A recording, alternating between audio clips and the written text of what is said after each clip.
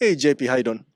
Well, how are you? Good, good, good. Congratulations on Crazy Bitches. Thank you. Thank you. Now I'm asking you questions from the perspective of audiences who haven't seen the show. I'm still new. I'm learning as I go, but I am a fan of the genre. Mhm. So I was wondering how'd you get on board the project? I think I got on board the project by accident. Mm. I was at a buddy's house years ago, just to hang out and I asked him what he was doing that day. I said, "Hey, what have you been up to?" And he told me how he was doing some ADR in his bedroom closet for a project that he had done, Crazy Bitches, the movie, the first one. And I said, well, "What is that?" So we got to talking, and in turn, I believe he mentioned my name to Jane. He's like, "Hey, I just saw my buddy JP the other day, yada yada yada."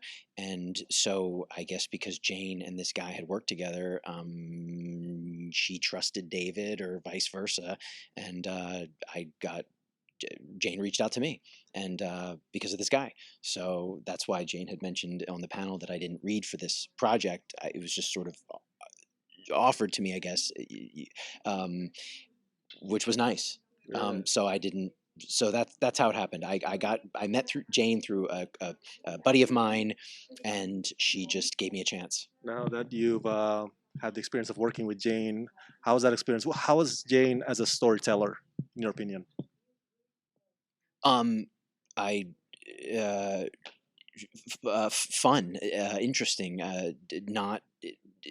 not so straightforward. I mean, I actually didn't uh, when I watched when I watched it myself Mm. after I did not I went to the premiere, but I did not sit in the audience and watch it. I watched on my own private time. I didn't realize all the stuff that was going on, so I watched the finished product by myself after it had already been released to everybody else. And I can't say I was surprised, but I didn't know enough about Jane. I it, I guess I was pleasantly surprised. It was just it was funny. In fact, I just saw Carl. I complimented Carl in one of his scenes, between him and the cop, and I said, "Carl, that was I had no idea, because I'm not watching people. I'm doing my work and I'm going Yeah, home, so no to speak. problem. So I'm not watching other people film, and I'm not on set hovering, and I'm not. Sometimes I don't even read all the script. I wait to watch it as an audience member later. So I watch some of the stuff and go, "Oh my god, that was real." I'm so happy to be a part of this. I had no idea. I had no idea. So it was shocking, and it was good. Oh man, I Yeah. can't wait to watch this. Before I let you go, I want to ask No. this because Yeah. I was sitting in the back in the panel, while you're doing the panel, and you mentioned that you didn't have a social media, and you said you just were never interested. So you never had a fear of missing out. Um. No. No, okay. Um. I get most of my information by just Googling something and seeing Mm, what the world pops up there, or here's what it is. Here's how I think I can put. I'm just. I think that I have the fear of being maybe let down. So if I don't throw things out there for people to not, I don't know how it works, but like mm, people don't like something, or yeah. if I were to put a picture and I'm not getting as many likes as I want, I think it would make me feel more sad as more happy if I had it. And Mm, I also I don't be a cliche, but I'm an old soul. I prefer my contact one on one.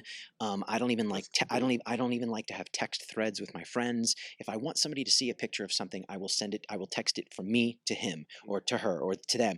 And I love that. so Yeah. it's it is what it is. Right or wrong, I think I'm just a little uncomfortable with the whole social media thing, and That's so cool. Yeah. so It sounds healthy and liberating to me. It does. you know what it's like. Maybe it's the ostrich this in the sand. If I don't know about it, it can't hurt me. Exactly right. I don't want to know. Don't tell me the bad things. I already know the bad things are going on. Let me just be happy. So I love that.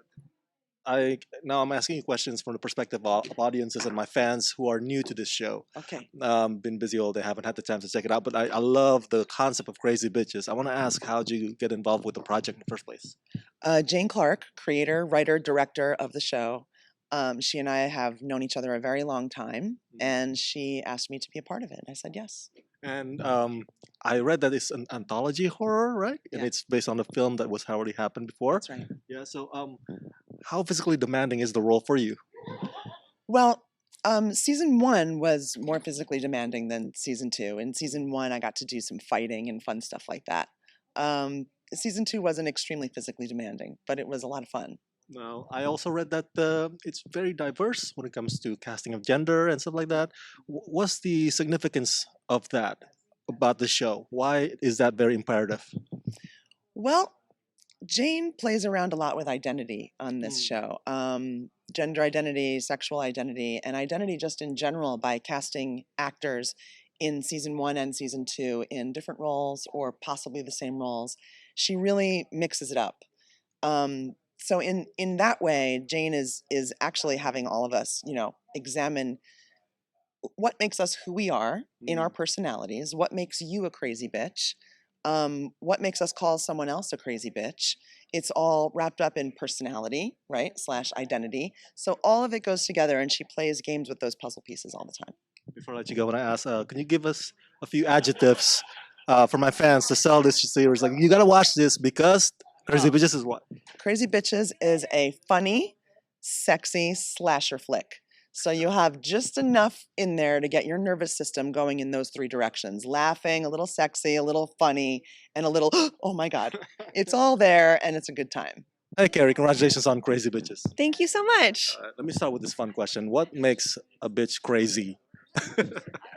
I think it's when your insecurities get out of control and you start acting in a way that hurts other people. Oh, so that's the definition. Got it. Yeah. It. So, I'm asking questions from the prospective audiences who haven't seen the show yet. Okay. I'm still learning as I go. I'm new to it, Yeah. but I love the genre. I love horror. I love anthology.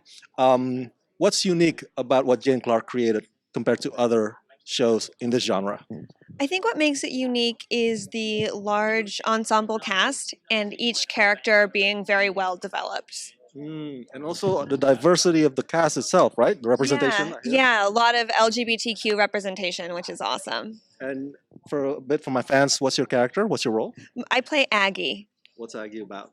She's really about her followers and her makeup and just trying to find connection with other people. And has Aggie gone through some physically demanding roles, particularly gruesome, gory stuff? Well, you'll have to watch it to find that out, I think. But she does fall in the pool a couple times. That was physically demanding. Give me a few adjectives to sell to my fans to check out this show. Why? It's smart, funny, and suspenseful. All right, last question before I let you go. It's Halloween. What's your Halloween costume this year? I'm going to be Lucy in the Sky with Diamonds. That's very elaborate.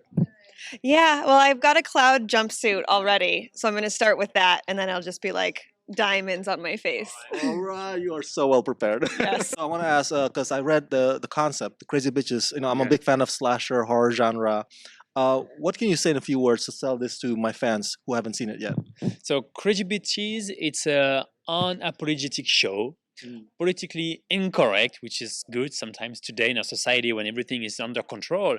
So you get to laugh because you have a free kind of speech. People talk their truth. You have a bunch of girls, a bunch of guys. They kill each other. They have sex, and it's sexy. And the location is great. And it's small video, short films. If you want, like 10 minutes, and you can get through it very fast. So it's cool for all of that, which is kind of things you don't have really right now on network. So it's good to watch those independent projects and when you have way more freedom.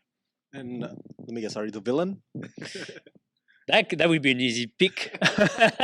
I can be the villain maybe for some girls in the show because I have a lot of partners and a lot of like sexy scenes. So maybe for them I'm the villain because I don't call them back. But I think for me that was pretty cool and fun to do. So I'm not that villain.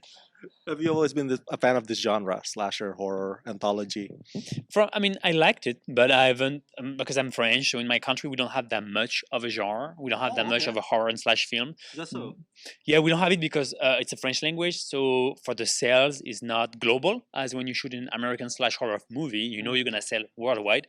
So you're gonna find your audience in every countries, and it's not about the culture because everyone is scared about a monster or a killer. So you cross the culture, right? And so you sell worldwide. In my country, we don't have that much. I didn't have the experience to be in a horror genre movie before, and that was my first time actually being in a project where it's about killer and slash and blood and other things. Yeah. Oh, and now you got to stick around in this genre because of this, right? You gotta Yeah, do no, no, it, yeah. I liked Get it. a That taste was of it. yeah, that was fun, and I think that you can. I haven't been in the show. I'm not in any of the scene where I really have to run away from the killer or to. I'm not Not yet. confronted to the killer yet. We have more seasons coming, so I didn't have to experience that yet. So hopefully in season 3 I get to fight it. Maybe like give some kick in the face and punch, but we'll see. How you doing, Mandela? Pretty well, thank you. How are you? Good, good. Congratulations on Crazy Bitches and welcome to LA Comic Con. Thank you very much. My first time here. All right. How does it feel? It's pretty overwhelming, but pretty wonderful. All right. I'm glad. I'm glad. Now, I'm asking you questions from the perspective of audiences who haven't seen the show. I'm still new to the show, Crazy Bitches. I'm learning as I go. Welcome. Thank you. So, how'd you get on board this project? I actually worked with Jane on a previous project before called Don't Come Over, which is also horror with Guinevere Turner as well, and also Eleni, Jessica Clark, who plays Eleni on Crazy Bitches, is also in this short called Don't Come Over. So Jane approached me and said, I would love you to be on Crazy Bitches. What kind of character have you never played before? So we came up with Pandora, a 20-something YouTuber, young influencer and mad crush on Rhea Alcott Thomas, who is also played by Guinevere Turner. I'm a YouTuber and influencer. Did you Yeah. get to shadow anybody? I did not. I mean, I did actually look up a bunch of YouTube videos of young YouTubers who are up there, like, just doing videos on anything, on like how to put your makeup on or how to plait your hair or, how to do Tutorial. little things like that, just to get an idea of how they would talk to the people and, interact with just a camera. And you're gonna create your own YouTube channel and become a YouTuber yourself now from now? Nope, definitely not. I struggle doing my own Instagram. That's okay. Everybody's got their thing. Yeah. So how gory, how bloody is this show on the set? Like, I physically demanding. My character didn't have to go through any of that gore. Okay. I do get to the next season. I did not get killed, much to my distaste. I would love to be murdered in some horrific way. I love horror. But I've seen it and it's quite, there's a bit of gore in it, which is pretty cool. All right. Before I let you go, I want to ask. One of the big things about this show, as I read, is the diverse casting as far as gender and LGBTQ representation. What is the significance of that? Do you think that the show has? Why that? Why that? Yeah. Because that's real life.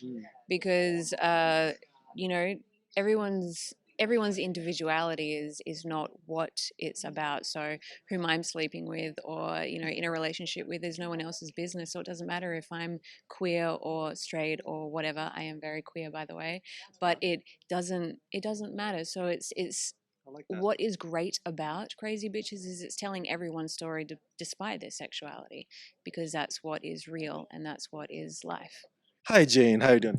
Good, thanks. Good. Congratulations on Crazy Bitches and welcome to LA Comic Con. Thank you. It's an amazing place. It's packed out there. I was just packed. Indeed. Yeah. Now, I'm asking you questions from the perspective of audiences who are still new to the show. Okay. I'm learning as I go, but I'm a big fan of the genre. I'm a big fan of anthology. And so let me ask you, what's the decision behind turning the movie into this digital series and what are the challenges that come with that?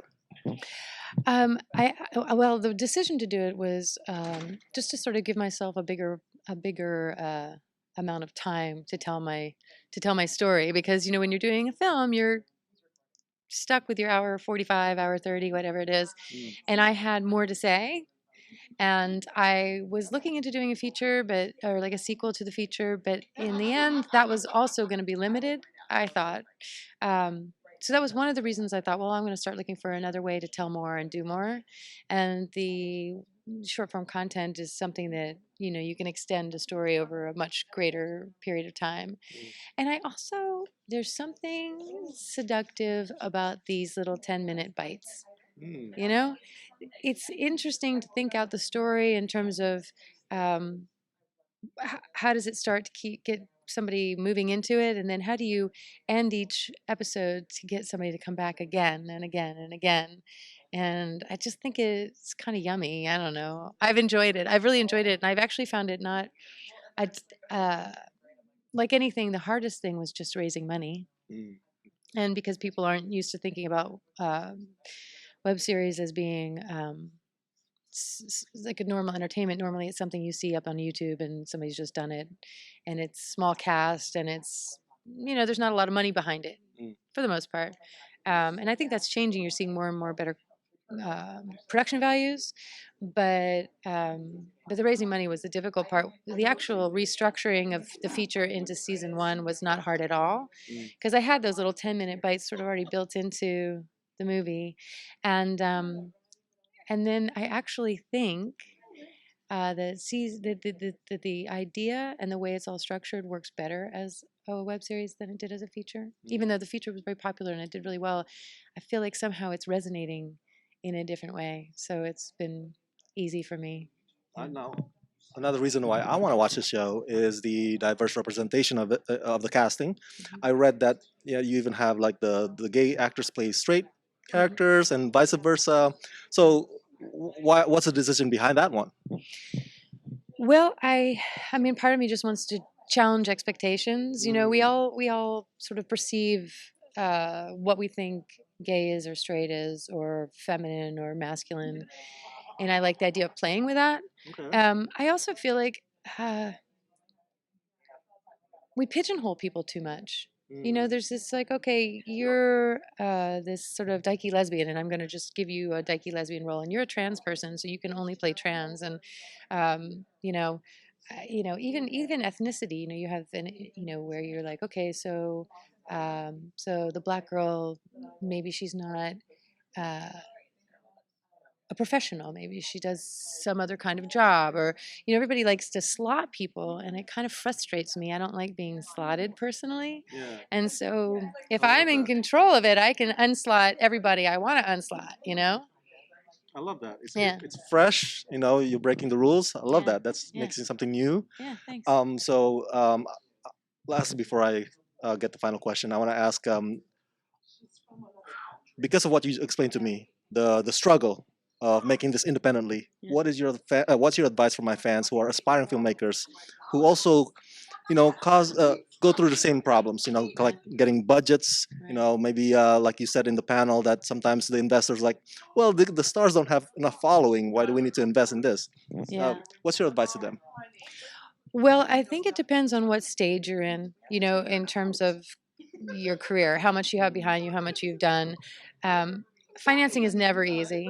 Yeah. Social media financing, like the Indiegogos and Kickstarters and stuff, it's very difficult. Very difficult. And you end up relying really on friends and family for the most part. So, I mean, I was lucky because I have some fans from another project that I produced, so I was able to piggyback off of those people to get some funding.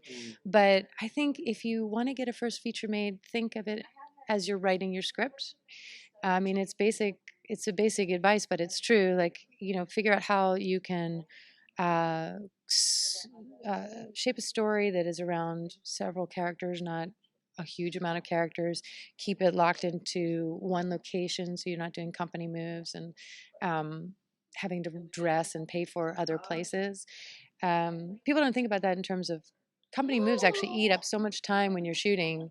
You really want to be putting everything on camera. You don't really want to be spending time getting in the car and driving all your equipment to somewhere else, So I think that's a big one. And then simplify the story. And I'm going to tell you that I don't take my own advice, because Crazy Bitches has 25 characters in season 2, and I think 18 or 20 characters in season 1, and it's all it's on a big location, and it crosses a lot of space, and it's got stunts and blood and Very ambitious. gags, and yeah, it was. I don't take my own advice, but I will tell you, don't do what I did, because especially if it's your first feature, keep it simple, just to get to the heart of the story.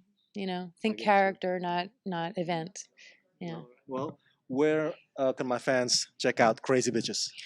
You can get Crazy Bitches on iTunes, Google Play, and Vimeo. We'll eventually go on Amazon, but they're cannibal, so I'm waiting. And you can find all the information, where to go, the links to where to go. If you can't find it organically, you can go to crazybitchesdigital.tv, and all the links are there. Jane, thank you so much for your time. Thank you. Congratulations. Thank you very much.